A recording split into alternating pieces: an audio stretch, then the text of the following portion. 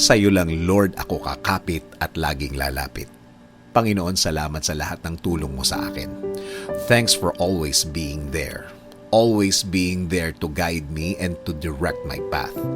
Salamat sa laging handang sumuporta sa akin, Panginoon. Panginoon, kayo po ang gagawin naming lakas.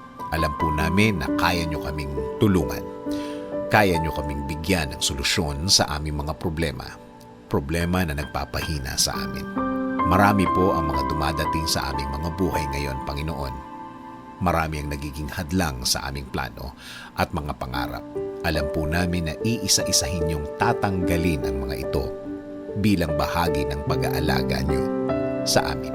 Panginoon, alam po namin na hindi na magtatagal ang mga nagpapahirap sa aming problema.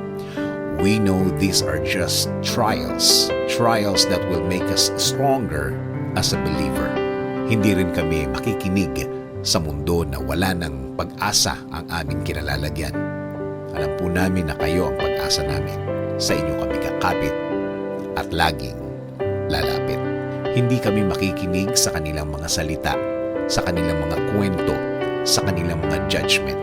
Sa halip, mas ikukwento namin ang inyong kabaitan at laging handang tumulong sa amin.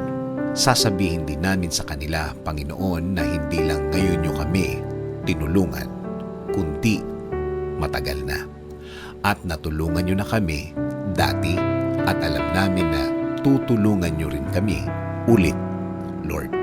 Kaya Panginoon, the more na mas maraming problema ang dumadating, the more na sa inyo kami titingin at magko-concentrate kesa tumingin kami sa kinalalagyan namin.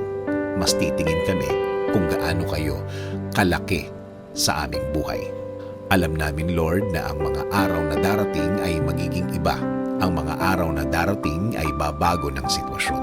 Dahil alam namin, Panginoon, na uumpisahan nyo na ang pagtulong sa amin. Kaya ngayon pa lang, Panginoon, salamat.